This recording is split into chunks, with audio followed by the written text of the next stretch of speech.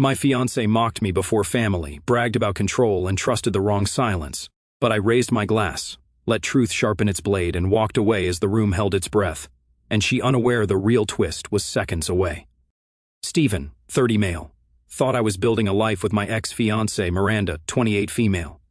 Turns out I was just the clueless guy footing the bill while she got a little too friendly with someone working on our house. She thought it'd be cute to roast me in front of her entire family during a fancy dinner. What she didn't know was I already had receipts. Let's just say I raised my glass, said a few words, and left her evening and life in shambles. See, Miranda didn't start like this. When we met, she was sharp, funny, bold, the kind of woman who knew what she wanted and wasn't afraid to roast me into the dirt when I deserved it. I liked that. She was fire, I was logic. Somehow it worked. We moved in together after a year. No drama, just easy rhythm.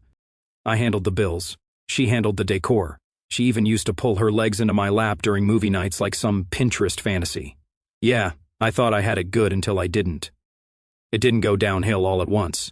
First came the shrugging off. She stopped asking how my day was, stopped sharing hers. Then came the little eye rolls every time I cracked a joke. The sighs, Stevens, the silence at dinner. At first, I gave her the benefit of the doubt. Work was stressful. Wedding planning was exhausting. Maybe her iron was low. Who knows? But the tone changed. She started talking to me like I was an unpaid intern. I'd say, "Hey, want to grab dinner tonight?" And she'd shoot back, "Why don't you make a decision for once?" Like I was the one who suggested we light the couch on fire and start over. She started dressing up to run errands. Full makeup, hair done, perfume like she was heading to a Vogue interview. I'd ask where she was going. She'd just say out. No smile, no kiss, just out like I was her annoying roommate who dared to ask. But I didn't confront her. That's not my style. I don't explode over vibes. I collect data. I wait. I let people dig their own graves while they think I'm just standing there holding the shovel. Then came the moment.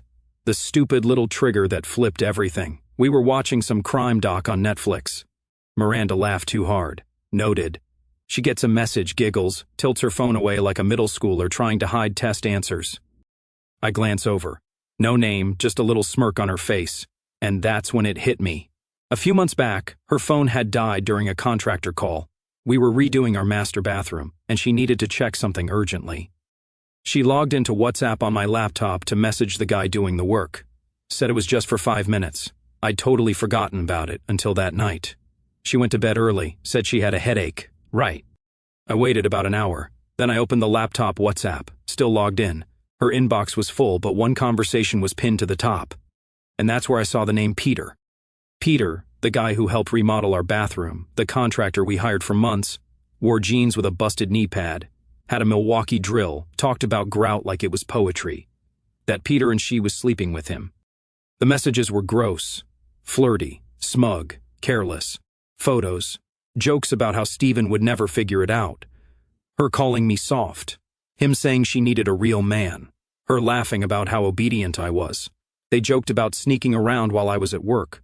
One message even mentioned my damn lunch break. You'd think I'd rage, smash something, go full Jerry Springer. Nah, I read everything calmly like I was skimming terms and conditions. Screenshot after screenshot, saved it to a drive, backed it up to the cloud, renamed the folder tile invoices. It was clinical, surgical. I said nothing. Not the next day, not the day after.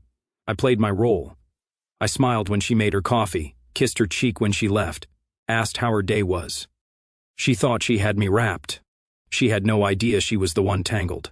Then she brought up the cousin's birthday dinner. Family only, private dining room, expensive wine and fake laughs. She said she wanted us to look perfect. I said, absolutely. She smiled. I smiled back. I already knew exactly what I was going to do. Because the thing about public humiliation, it hits different when you're not yelling. When you don't make a scene, when you just tell the truth at the exact right moment and let the room implode. See, some people cry after betrayal. Some beg. Some spiral. Me? I write speeches and I deliver them with champagne. That was the plan.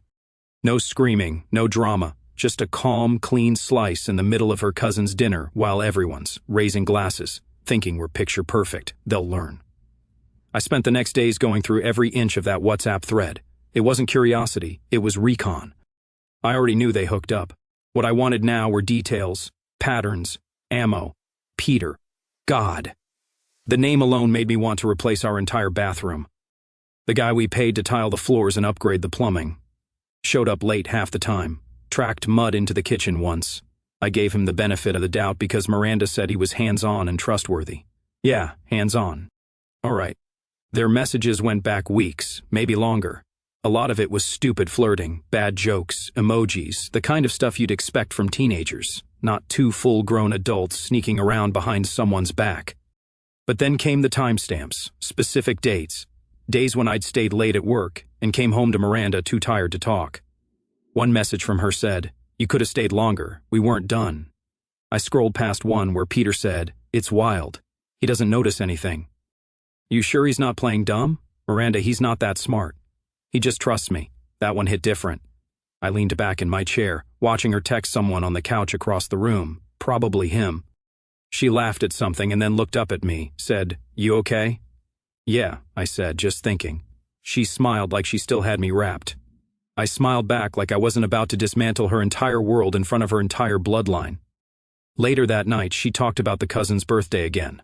Apparently, it was a big deal. Tight guest list, private dining room, catered dinner, fancy as hell. She was picking out her outfit in the mirror, holding up dresses like this was a red carpet event. "You think this one's too much?" she asked. I shrugged. "You'll be the prettiest one there no matter what you wear." She lit up, kissed my cheek. "You're sweet. I'm strategic." I already knew what I was wearing. I dug the ring box out of my drawer later that night, popped it open, the same one I knelt down with 6 months ago, thinking I had my future in front of me. I slipped the ring into my pocket. No big speech planned, just a few sentences. That's all I needed. Next morning, I checked Peter's business page. He had a small-time setup, ran his own little home renovation company. Reviews said he was personable, attentive, flexible. Of course he was.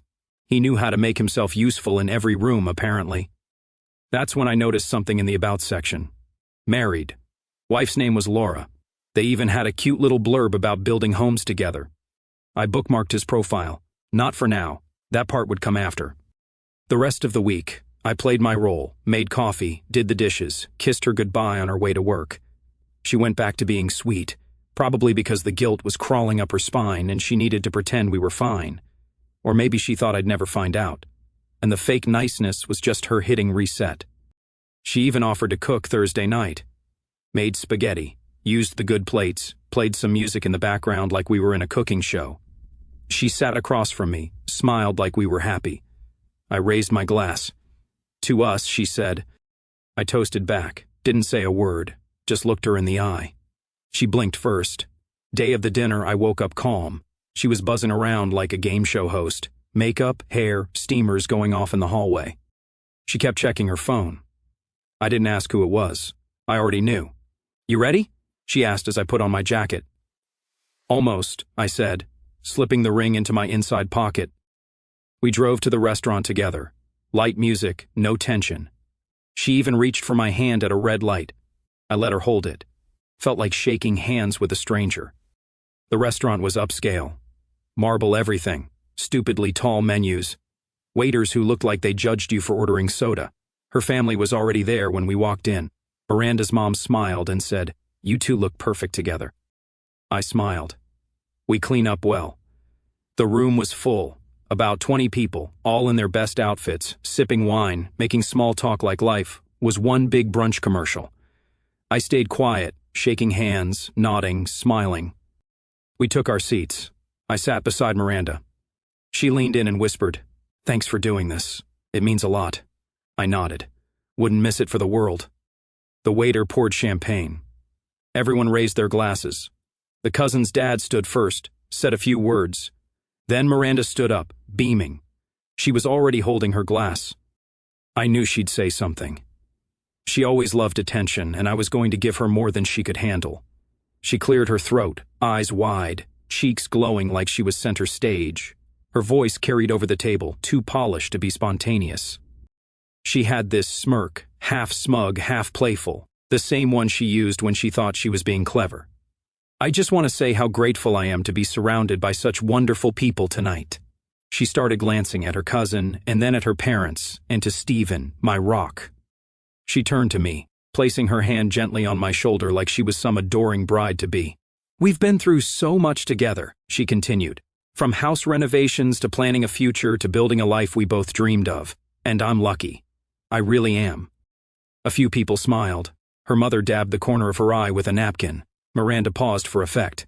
"Here's to marrying a man who worships me like a queen," she said, her grin stretching wider, "even though he's not exactly what I'd call a real man in bed." Silence. 2 seconds, maybe 3. That's how long it took for the air to die in the room. Someone chuckled nervously. Her cousin's husband choked on his drink. Her mom let out this awkward laugh before glancing around and realizing she was alone and thinking it was funny. I didn't flinch, not even a blink. Miranda was still smiling, clearly expecting laughter or maybe a playful jab back, something casual. Instead, she got quiet. Dense, frozen quiet, the kind that sticks. I stood up slowly, picked up my glass, and looked around the table like I was about to give a sweet thank you speech. Instead, I said, "That was cute." Her smile wavered. I held up my champagne. "Here's to Miranda, the woman I was going to marry." A few heads turned sharply. I continued calm and clear until I found out she was sleeping with the guy who installed our bathroom tile. Miranda's eyes went wide. A few gasps. Her dad muttered, "What?" I set the glass down and reached into my inside jacket pocket. "Peter," I said plainly, pulling out the ring box. "The contractor. The one we paid for the renovation. The one you were texting behind my back." Miranda shook her head slowly, blinking like she'd misheard. "Stephen." I opened the ring box, took the ring out, and dropped it into her champagne glass. It sank with a soft clink. A collective inhale swept through the table. Miranda stood frozen, her mouth slightly open, her hand still half raised from her toast. Her mother looked like she'd just been slapped. Her cousin's jaw had completely unhinged. "You think that toast was embarrassing?" I said, still calm. "You should read what she sends him after I leave for work." I pulled my phone out of my pocket and casually tapped the screen. Sent. That email had been sitting in my drafts all week. Screenshots, timestamps, photos, all of it, neatly labeled. I sent it to one person, Laura, Peter's wife. Her email was easy to find. Peter's business website had a Contact Us section with a family email attached. Miranda finally found her voice. "Stephen, wait. I didn't mean it like that. It was a joke." I turned to her slowly. "You joked about my manhood in front of your entire family after cheating on me with a guy whose only skill is caulking tile. I've seen better loyalty from expired milk." Her dad stood up, eyes bouncing between us. "Is this a joke?" "Nope," I said, straightening my jacket. "But apparently I'm not a real man, so I'll let her explain everything to you." Miranda reached for me. "Stephen, please, we can talk about this. Don't do this here. Too late." "You did it here," I said, stepping back. I looked around one last time. Everyone's expressions were different shades of stunned, confused, horrified, except for her mom, who looked more angry that I flipped the script than about the cheating. I didn't give a speech, didn't drop a mic. I just turned around and walked out, leaving the ring fizzing in a glass of champagne and Miranda trying to piece together the pieces of her own mess. As I stepped outside, I felt my phone buzz. A few minutes passed. I figured maybe it was too soon. Maybe she wouldn't see it until morning. Then my phone buzzed. Laura replied, "You're not the first person he's done this to. Thank you for confirming everything. I'll take it from here." "Good." I stood outside the restaurant for a few minutes taking it in. The night air was cool. My heart wasn't racing, no adrenaline. Just this strange calm like I just finished something important. Not petty, not dramatic, just necessary. I wasn't the guy screaming in the parking lot. I wasn't broken. I wasn't even surprised anymore. I was done. 15 minutes later, I got a call from Miranda. I didn't answer. Then a text. "Miranda, please don't do this. You're overreacting. Can we just talk?" I locked the screen. Then came another. "Miranda, did you really send it to Peter's wife?" And another. "Miranda, Stephen, please. You don't know what you're doing." But I did. I knew exactly what I was doing. She wanted to humiliate me, belittle me, make me the punchline in a room full of people who thought we were a team. She turned our relationship into a stage. All I did was give her the final act. And now the curtain's down. I didn't stay to take a bow. I walked to my car like I had a grocery list to finish, and nothing worth turning back for. I could still hear the muffled chaos through the restaurant walls. Voices raised, chairs scraping. Miranda probably trying to spin something into damage control, while her mom whisper screams that I'm being dramatic. Not my problem anymore. I pulled out of the parking lot with my window down, letting the cold air hit my face. It felt good, clean, like I'd scrubbed months of fake smiles and quiet gut feelings off my skin. My phone wouldn't shut up. 10 missed calls, 6 voicemails, dozens of texts. All Miranda. I didn't answer. Back at my apartment, I showered, threw the suit in a heap on the floor, and sat on the couch, just breathing. No music, no TV, just silence, the good kind. Then came the knock. 3 of them. Not frantic, not soft, just controlled. I didn't need a peephole to know who it was. I opened the door. Miranda stood there, mascara running, hair frizzy, dress wrinkled like she'd been rolling in excuses for the last hour. Still had the champagne glass in her hand, ring floating at the bottom like some cursed charm. I said nothing. "Can we talk?" she whispered, eyes red. I stepped aside, not because she deserved it, but because I wanted to hear what garbage would come out her mouth when she wasn't in front of an audience. She walked in slowly, like the floor might collapse under her if she moved too fast. She sat on the edge of the couch, hands trembling slightly, glass still in her lap like she didn't know what else to do with it. "I didn't mean to hurt you," she said, voice cracking immediately. It was a joke, a stupid joke. I stared at her. "You think calling me not a real man in front of 20 people is just a joke?" I was nervous. Everyone was watching. I panicked. She wiped her face. "I didn't plan to say it like that. It just slipped." "Nah," I said. "You don't panic and come up with a line like that. That toast had timing. You rehearsed it. Component placement slipping is tripping over your words, not launching a missile in front of your family." She winced. "I was trying to be funny. Lighthearted. I didn't mean it. You meant every word, just not for it to blow up in your face." Silence. She looked down at the ring in the glass. "You were cheating on me while he was working in our home. You think I don't remember the days you made excuses to supervise the tile? You think I'm stupid?" She shook her head violently. "No, God, Stephen. No, I was just lost. I don't know. Things were weird between us. Oh, so now it's my fault. I'm not saying that," she snapped, then caught herself. "I'm saying I didn't feel in control. I felt like the wedding, the house. Everything was moving so fast and I didn't know where I fit in it. So you slept with a contractor to find your place. That's your angle." That's when she cracked, full sobbing now, hands over her face, shaking. "I didn't do it because I loved him," she blurted. "I didn't even like him like that. It wasn't about him." Then what the hell was it about? She looked up, eyes desperate, voice barely holding together. "My mom," she whispered. I froze, she continued. "I talked to her a few months ago. I told her I felt like I was losing myself, that you were taking care of everything, that you were calm and logical, and I always felt like I had to keep up. And she said I needed to establish control early." I stared at her like she'd grown another head. "She told me men don't respect women who act too soft. She said, if I didn't start showing I was in charge now, I'd be stuck in the passenger seat for the rest of my life." "So, your mom told you to cheat on me?" She didn't say cheat, but she said I needed leverage. She told me to take control of the dynamic before the marriage locked me into some kind of servant role. And you thought dragging me in front of your entire family with that toast would do what? Earn respect? She was crying so hard she couldn't breathe. I didn't want it to go like that. I thought I could fix it afterward. I thought we'd laugh about it later. "I sent the screenshots to Peter's wife," I said flatly.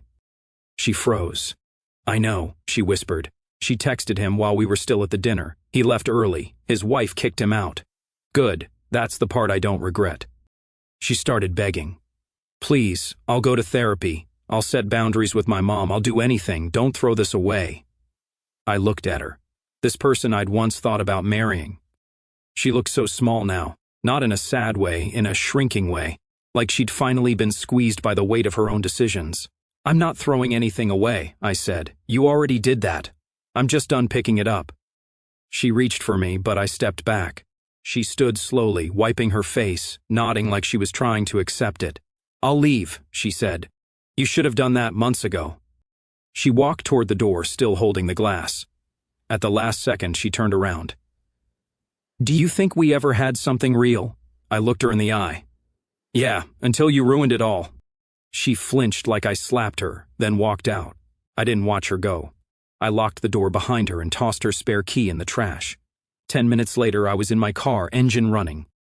I wasn't pacing around or weighing my options. I already knew where I was going. Miranda gave me everything I needed. I wasn't just ending things with her. I wanted the source cut off too. Karen, my mother-in-law. I hadn't forgotten what Miranda said. Her mom, the queen of control, told her to establish leverage, told her to assert dominance like this was some corporate negotiation. I didn't care how twisted her intentions were. The fact that she helped steer Miranda straight into a brick wall made her part of this. I pulled into their neighborhood just before 10 p.m. The porch lights were on, a few cars out front. I figured Hunter would be home, and I hoped he was. I wasn't interested in whispering anything behind anyone's back. I rang the bell once. Karen opened the door 30 seconds later, wearing a silk robe and a fake surprised smile. "Stephen, we need to talk," I said. She blinked. "Now?" "Yeah, now." She hesitated. "Miranda's not here." "Good, I'm not here for her." A second passed. Then she stepped aside. "Come in." I walked through the doorway, scanned the place quickly. Same neat living room. Same oversized family photos on the wall. The kind that look staged, not sentimental. Stephen Hunter's. Miranda's father's voice came from down the hall. He stepped into view barefoot, dressed in a t-shirt and joggers, holding a tablet. "Evening," I said. "This won't take long." Karen walked to the center of the room. "Whatever Miranda told you." "She told me everything," I cut in, "including the part where you advised her to sabotage our relationship to gain control. Ring any bells?" Hunter looked confused. "Wait, what?" Karen shifted. "I never said to sabotage. You told her to create leverage. You told her to humiliate me before the wedding to flip the power dynamic." I didn't use those words. She didn't improvise that toast. That wasn't nerves. That was your advice in action. Hunter looked at Karen. "What's he talking about?" Karen folded her arms. "Stephen, this isn't the time." "No, it is," I snapped. "Because I've already sent Peter's wife the evidence. I've already ended the engagement. The only thing left is figuring out how deep the poison runs." Hunter looked at his wife again. "Karen." She turned toward him. "I just gave her advice. That's all. She was scared of being overpowered in a marriage. I told her to take control early. That's not sabotage. It's common sense." "Common sense," I said. "You encourage your daughter to cheat and humiliate someone in public. That's not advice. It's manipulation." "I didn't tell her to cheat," she hissed.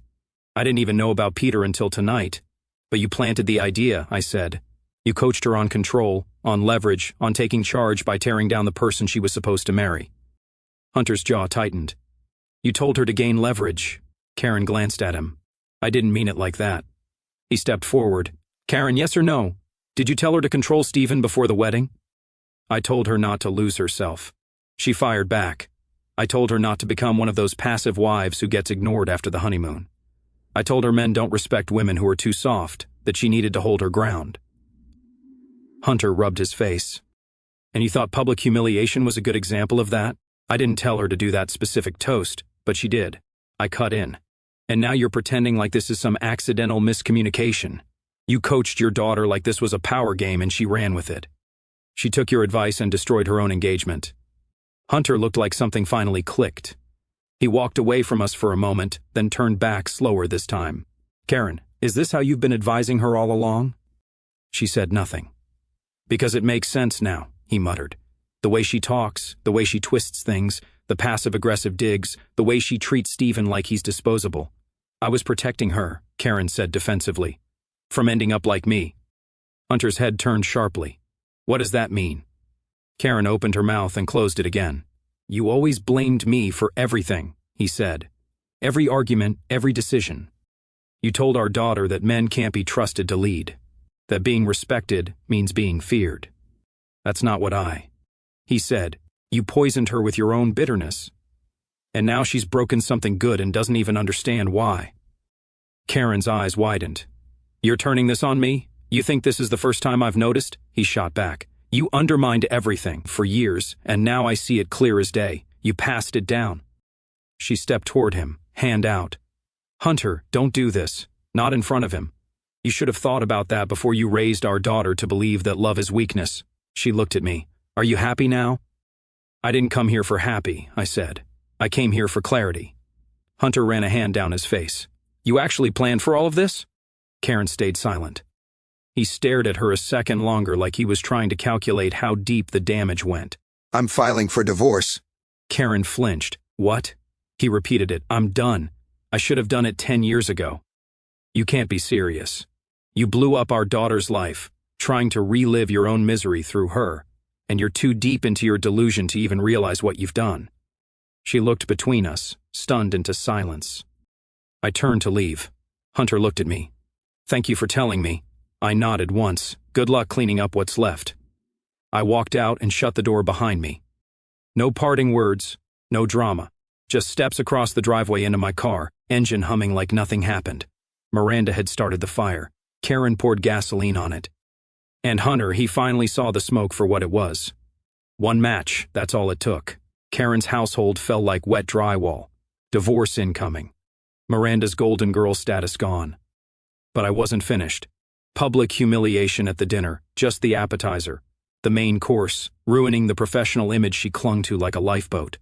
Miranda worked in marketing, brand consultant for a mid-sized firm with a portfolio of national clients. Her job relied on one thing: reputation. She sold polish, influence, and likability. Her bosses didn't care how talented she was if her image made them look bad. I knew the type of clients she handled. Lifestyle brands, a couple of health startups, one luxury kitchenware that practically worshipped her. That made this easy. I didn't want her unemployed. I wanted her credibility shredded. I wanted future employers to Google her name and pause. I started with the screenshots. The WhatsApp messages between her and Peter weren't just dirty. They were reckless. Jokes about faking work meetings to hook up. Her complaining about idiot clients she couldn't wait to get rid of once her ring locked in a two-income household. Real professional. I sorted everything into folders, labeled them by topic: client disrespect, work deception, infidelity while representing company, added timestamps, even grabbed a few photos of her in branded company gear while talking trash to Peter. Sloppy, but she thought I'd never see it. That arrogance made my job easier. Then I opened a blank email. Her company website had a press contact and a staff directory. Took 2 minutes to find her direct manager's email. I also found 2 client contact forms, the companies she bragged about representing. I created a burner Gmail. Nothing too obvious, just clean enough to pass. Subject line: professional concern regarding your employee, Miranda. Body: hello. I'm sending this anonymously due to the sensitive nature of the content.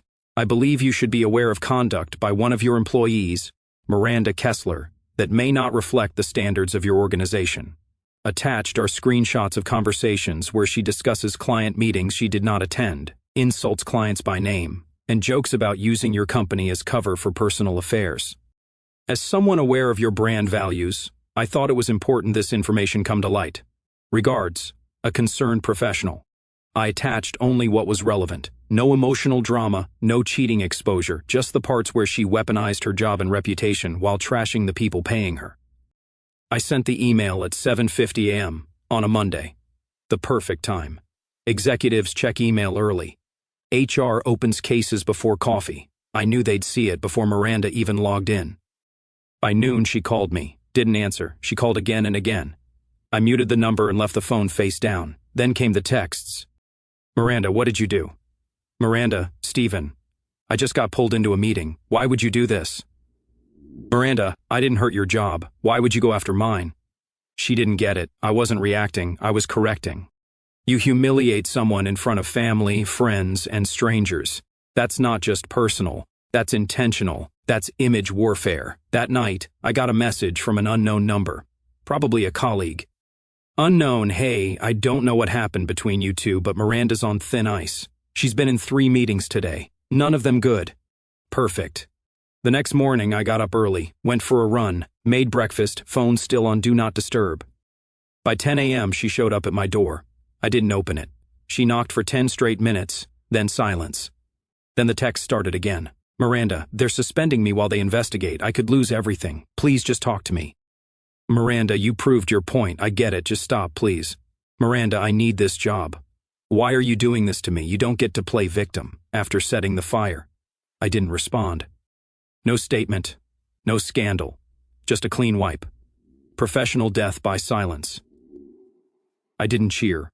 I didn't text anyone about it. I just watched her lose the things she guarded most. Miranda had once said, "You don't understand what it's like for a woman to build a reputation in a male-dominated industry." I did understand, but she never considered that the reputation she built was balanced on a lie. Later that week, I got a call from Hunter. "Just wanted to let you know," he said. "Karen moved out yesterday." "Did she fight it?" I asked. "She tried," he said. Then I showed her the screenshots you gave Miranda. The ones Karen told her were just harmless examples. She didn't deny it, didn't even apologize. "Glad you're out," I said. "Me too, and thanks for being the one person in this family who doesn't buy into the bullshit." We hung up. By Friday, Miranda's texts had slowed. No more begging, just one message left. "Miranda, I don't even know who you are anymore." I stared at the screen for a second, then deleted the thread. No last word, no emoji, no dramatics, just silence. That was all she was getting from me. By the following Monday, my inbox had a legal notice from her attorney.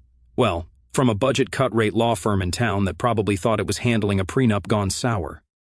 The claim: emotional distress. Miranda alleged I intentionally ruined her reputation, sabotaged her engagement, and caused irreparable emotional trauma. Quant read like a script from one of those courtroom shows people watch while folding laundry. What she didn't know was I was ready for it. I showed up in court 2 weeks later, calm, clean-shaven, folder in hand. My lawyer wasn't flashy, just sharp and efficient. Miranda sat across from me in a gray suit that was a size too big and confidence 2 sizes too small. The judge asked her attorney to present their argument. He went on about the humiliation, the stress, the emotional toll of public shaming. Then it was my turn. We submitted screenshots, not just the ones from WhatsApp, the ones where she mocked clients, the ones where she detailed cheating. The toast clip. Yes, I had someone record the dinner. She didn't know that part. I even had testimony from Peter's wife confirming the affair timeline. Every receipt neatly documented. Her face turned red halfway through. By the end, she couldn't even look up. The judge leaned back and said, "So, just to clarify, this man who you publicly humiliated, who you cheated on, who had clear evidence of misconduct, is the one you're blaming for your downfall." Her lawyer stammered something weak about escalation. The judge shook his head. "Case dismissed." "Frankly, I'm shocked you brought it to court." Miranda blinked like someone slapped her across the face. And just like that, it was over. Her last attempt to claw control back gone. No appeal, no backup plan. She stormed out of the courtroom before I even stood up. Her heels echoed all the way out the door. But karma wasn't done. Word got around the family fast. Her cousin, the same one whose birthday dinner turned into a roast, posted a vague status online. Sometimes the mask slips and you realize you were clapping for the villain all along. Didn't mention names. Didn't have to. People started asking questions. Family group chats lit up. One of Miranda's aunts called me directly to ask what happened.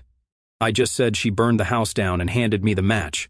Her uncle from out of state called Hunter, told him he should have cut ties earlier. Said Karen raised a monster. No sympathy, no excuses. Hunter didn't defend anyone. He told everyone the truth. Said he filed for divorce and didn't want anything to do with Karen or Miranda anymore. He even thanked me again for telling him when nobody else had the guts to. Karen tried to spin things, claimed I twisted Miranda, said I was manipulative and controlling, but nobody bought it. Everyone had seen the footage, heard the toast, saw Miranda's downfall play out like a bad drama. By the end of the month, Miranda moved back in with her mom, which was funny because Karen, now jobless, divorced, and completely alone. The woman who thought she could orchestrate control, she couldn't even control her own narrative anymore. Meanwhile, I was thriving. I didn't post about it, didn't gloat, but people noticed. People respected that I kept it clean and let the truth do the wrecking. The final message I ever got from Miranda came 2 weeks later. "Miranda, I just wanted to say sorry. I messed up everything. I don't expect you to forgive me. I just needed to say it. I left it on read because sorry doesn't fix a toast that was meant to destroy me. It doesn't undo the scheming, or the smugness, or the fake love masked in control. The last thing I did, I sent a package. No note, just a plain box. I printed her toast in a frame and mailed it to Karen.